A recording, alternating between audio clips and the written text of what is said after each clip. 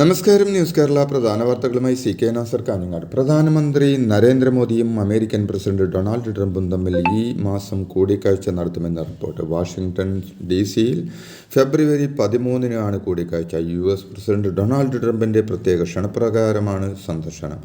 ഈ മാസം 12, 13 തീയതികളിലാണ് മോദി അമേരിക്ക സന്ദർശിക്കുന്നത്. ഫ്രാൻസ് സന്ദർശനത്തിന് ശേഷം ഫെബ്രുവരി 12-ന് വൈകുന്നേരമാണ് മോദി അമേരിക്കയിലെത്തുക. 2 ദിവസം അവിടെ തങ്ങുന്ന മോദിക്ക് വൈറ്റ് ഹൗസ് സന്ദർശനമടക്കം മറ്റ് ഔദ്യോഗിക പരിപാടികളുമുണ്ട്. മോദിക്ക് വൈറ്റ് ഹൗസിൽ അത്താഴ വിരുന്നൊരുക്കുമെന്നും സൂചനയുണ്ട്. അമേരിക്കയിലേക്കുള്ള ഇന്ത്യൻ ഉൽപ്പന്നങ്ങളുടെ കയറ്റുമതി തീരുവയിലും അനധികൃത കുടിയേറ്റ വിഷയത്തിലും പ്രധാനമന്ത്രിയും അമേരിക്കൻ പ്രസിഡന്റും തമ്മിൽ നടക്കുന്ന കൂടിക്കാഴ്ചയിൽ ചർച്ച നടക്കുമെന്നാണ് കരുതുന്നത്. UPIക്കോ NDAക്കോ രാജ്യത്തെ തൊഴിലില്ലായ്മ പരിഹരിക്കാൻ കഴിഞ്ഞിട്ടില്ലെന്ന് പ്രതിപക്ഷ നേതാവ് Rahul Gandhi. Make in India എന്ന ആശയം നല്ലതായിരുന്നെങ്കിലും ഇത് നടപ്പാക്കുന്നതിൽ പ്രധാനമന്ത്രി നരേന്ദ്രമോദി പരാജയപ്പെട്ടെന്നും അദ്ദേഹം ലോക്സഭയിൽ പറഞ്ഞു. അതിവേഗം വളർന്നിട്ടും തൊഴിലില്ലായ്മ പരിഹരിക്കാനായില്ല എന്നത് നമ്മൾ നേരിടുന്ന സാർവത്രികമായ പ്രശ്നമാണെന്നും രാജ്യത്തെ ഉൽപ്പാദന മേഖലയുടെ വിഹിതം 2014-ൽ 15.3% നിന്ന് ഇന്ന് 12.6%-ലെത്തിയിരിക്കുന്നുവെന്നും 60 വർഷത്തെ ഏറ്റവും കുറഞ്ഞ നിരക്കാണിതെന്നും രാഹുൽ പറഞ്ഞു. കേന്ദ്രം ഭരിക്കുന്ന BJP സർക്കാർ കേരളത്തെ അവഗണിക്കുന്നതിൽ വലിയ പ്രതിഷേധം രേഖപ്പെടുത്തേണ്ടതുണ്ടെന്നും ഒരു സംസ്ഥാനത്തെ അവകാശപ്പെട്ടതാണ് നിഷേധിക്കുന്നതെന്നും മുഖ്യമന്ത്രി പിണറായി വിജയൻ പറഞ്ഞു. കേരളത്തോട് എന്തുമാകാമെന്ന നിലപാടാണ് കേന്ദ്രത്തിനെന്നും എയിംസ് ഇതുവരെ കേരളത്തിന് നൽകിയില്ലെന്നും വിഴിഞ്ഞം തുറമുഖത്തിന് ഒരു സഹായവും നൽകിയില്ലെന്നും വയനാടിൻ്റെ കാര്യത്തിലും യാതൊരു പ്രഖ്യാപനവും നടത്തിയില്ലെന്നും വന്യജീവി സംഘർഷം ഇല്ലാതാക്കാനുള്ള സഹായം ചോദിച്ചിട്ടും കേട്ട ഭാവമില്ലെന്നും സംസ്ഥാനത്തിൻ്റെ ഭാഗമാകേണ്ടവർ വിഘടന്യായങ്ങൾ പറയുന്നുവെന്നും അദ്ദേഹം കുറ്റപ്പെടുത്തി. കണ്ണൂരിൽ CPM ജില്ലാ സമ്മേളനത്തിൻ്റെ സമാപന സമ്മേളനത്തോടനുബന്ധിച്ച് പൊതുസമ്മേളനം ഉദ്ഘാടനം ചെയ്ത് സംസാരിക്കുകയായിരുന്നു അദ്ദേഹം. പാലക്കാട് എലപ്പള്ളി ബ്രൂവറിയിൽ അഴിമതി ആരോപണം ശക്തമാക്കി പ്രതിപക്ഷം. ഒയാസിസ് കമ്പനിക്ക് വേണ്ടി മദ്യനയം മാറ്റിയെന്നും മന്ത്രി MB രാജേഷ് പറയുന്നത് പച്ചക്കള്ളമാണെന്നും VD സതീശൻ ആരോപിച്ചു. 2023-ൽ കേരളത്തിൽ മദ്യനിർമ്മാണശാല തുടങ്ങാൻ ഒയാസിസ് കമ്പനി IOCയിലും അപേക്ഷ നൽകിയെങ്കിലും ഒയാസിസ് കമ്പനിയും എക്സൈസ് മന്ത്രിയുമായി ഡീൽ നടന്നുവെന്നും MB രാജേഷുമായി കവിത ചർച്ച നടത്തിയെന്നും VD സതീശൻ പറഞ്ഞു. ലൈംഗിക പീഡന കേസിൽ മുകേഷ് MLA-ക്കെതിരെ കുറ്റപത്രം സമർപ്പിച്ചതിൽ പ്രതികരണവുമായി സംസ്ഥാന വനിതാ കമ്മീഷൻ അധ്യക്ഷ P. സതീദേവി. മുകേഷ് നിയമപരമായി രാജിവെക്കേണ്ടതിൻ്റെ ആവശ്യമില്ലെന്നും കോടതി കുറ്റക്കാരനാണെന്ന് കണ്ടെത്തിയാൽ മാത്രം രാജിവെച്ചാൽ മതിയെന്നും അവർ വ്യക്തമാക്കി. അതേസമയം ധാർമ്മികതയുടെ പേരിൽ രാജി വേണമെന്ന് തീരുമാനിക്കേണ്ട മുകേഷ് ആണെന്നും സതീദേവി ചൂണ്ടിക്കാട്ടി. നടിയുടെ ലൈംഗികാതിക്രമ പരാതിയിൽ നടനും MLA-യുമായ മുകേഷിനെ കുറ്റക്കാരനാണെന്ന് കോടതി കണ്ടെത്തിയാൽ സർക്കാരിൻ്റെ ഭാഗത്തുനിന്ന് ഒരംശം പോലും ഇളവ് കൊടുക്കില്ലെന്ന് CPM നേതാവ് PK ശ്രീമതി. CPM കണ്ണൂർ ജില്ലാ സമ്മേളനത്തിനിടെ മുകേഷ് വിഷയത്തിൽ മാധ്യമങ്ങളോട് സംസാരിക്കുകയായിരുന്നു അവർ. PP ദിവ്യയെ കണ്ണൂരിലും തള്ളിപ്പറഞ്ഞ മുഖ്യമന്ത്രി പിണറായി വിജയൻ. അവനവൻ ചെയ്യുന്നതിൻ്റെ ഫലം അവനവൻ തന്നെ അനുഭവിക്കണമെന്നായിരുന്നു മുഖ്യമന്ത്രിയുടെ പ്രതികരണം. പാർട്ടി അംഗത്തിന് നിരക്കാത്ത പെരുമാറ്റമെന്നും പിണറായി നിലപാട് വ്യക്തമാക്കി. CPM ജില്ലാ സമ്മേളനത്തിലെ മറുപടി പ്രസംഗത്തിലാണ് മുഖ്യമന്ത്രിയുടെ വിമർശനം.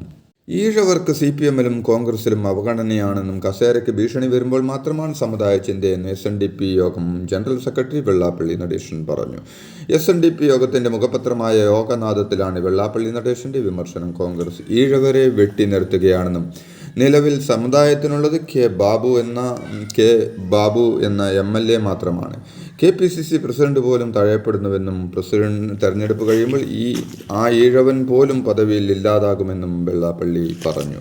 ബാലരാമപുരത്ത് കൊല്ലപ്പെട്ട 2 വയസ്സുകാരി ദേവേന്ദുവിൻ്റെ അമ്മ ശ്രീധുവിൻ്റെ സാമ്പത്തിക തട്ടിപ്പിനെക്കുറിച്ചുള്ള കൂടുതൽ വിവരങ്ങൾ പുറത്ത്. വ്യാജ നിയമന ഉത്തരവ് നൽകാൻ ശ്രീധുവിന് പുറത്തുനിന്ന് സഹായം ലഭിച്ചതായി പോലീസ് വ്യക്തമാക്കി. തട്ടിപ്പിന് സഹായിച്ചവരുടെ വിവരങ്ങൾ ശ്രീധു പോലീസിന് കൈമാറിയിട്ടുണ്ട്. കുറ്റപത്രത്തിൽ കാര്യത്തിൽ ശ്രീധു ഒറ്റക്കല്ലെന്ന നിഗമനത്തിലാണ് പോലീസ് എത്തിച്ചേർന്നിരിക്കുന്നത്.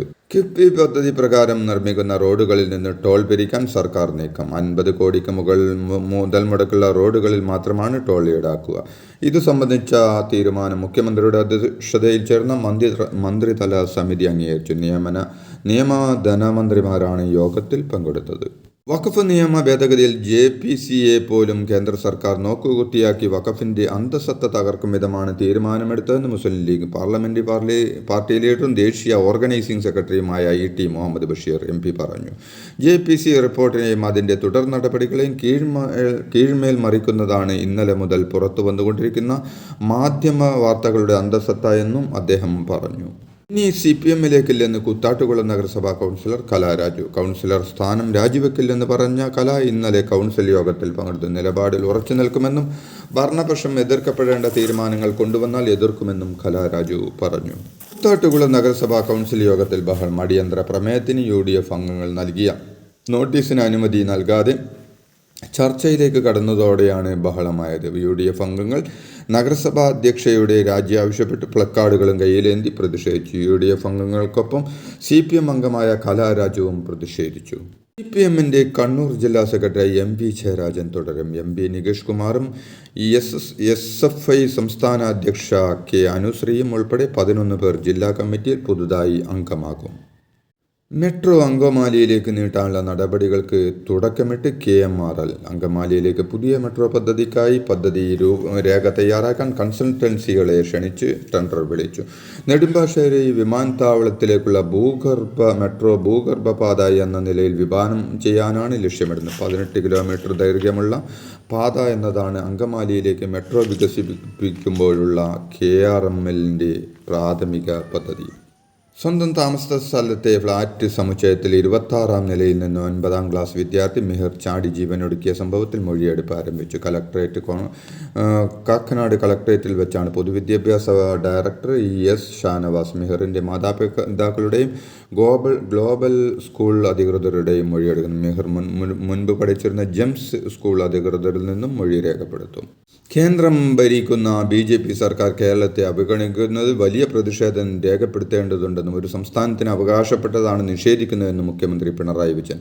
കേരളത്തോട് എന്തുമാകാമെന്ന നിലപാടാണ് കേന്ദ്രത്തിനെന്നും എയിംസ് ഇതുവരെ കേരളത്തിന് നൽകിയില്ലെന്നും വിഴിഞ്ഞം തുറമുഖത്തിന് ഒരു സഹായവും നൽകിയില്ലെന്നും വയനാടിൻ്റെ കാര്യത്തിലും യാതൊരു പ്രഖ്യാപനവും നടത്തിയില്ലെന്നും വന്യജീവി സംഘർഷം ഇല്ലാതാക്കാനുള്ള സഹായം ചോദിച്ചിട്ടും കേട്ടഭാവമില്ലെന്നും സംസ്ഥാനത്തിൻ്റെ ഭാഗമാകേണ്ട വികടന്യായങ്ങൾ പറയുന്നുവെന്നും അദ്ദേഹം കുറ്റപ്പെടുത്തി. കേരളം പിന്നോക്കമാണെന്ന് പ്രഖ്യാപിച്ചാൽ കൂടുതൽ സഹായം നൽകാമെന്ന പ്രതികരണത്തിൽ നിന്ന് മലക്കം മറിഞ്ഞു കേന്ദ്രമന്ത്രി ജോർജ് കുര്യൻ. കൂടുതൽ സഹായത്തിനായി കേരളത്തോട് ധനകാര്യ കമ്മീഷനെ സമീപിക്കാനാണ് പറഞ്ഞതെന്നും അതിനുശേഷമേ സർക്കാരിന് തീരുമാനമെടുക്കാനാവുമെന്നാണ് ഉദ്ദേശിച്ചതെന്നും ജോർജ് കുര്യൻ പറഞ്ഞു. അടുത്ത നിയമസഭാ തെരഞ്ഞെടുപ്പിൽ 100-ലേറെ സീറ്റുകൾ നേടി ഇടതുപക്ഷം അധികാരത്തിൽ വരുമെന്ന് CPM സംസ്ഥാന സെക്രട്ടറി MP ഗോവിന്ദൻ പറഞ്ഞു. ഒരു പാർട്ടി നേതാവുമല്ല, ജനങ്ങളാണ് അനിവാര്യമായതെന്നും ശരിയായ ഒരു നിലപാടിനെയും പാർട്ടി അംഗീകരിച്ചിട്ടില്ലെന്നും MP ഗോവിന്ദൻ വ്യക്തമാക്കി.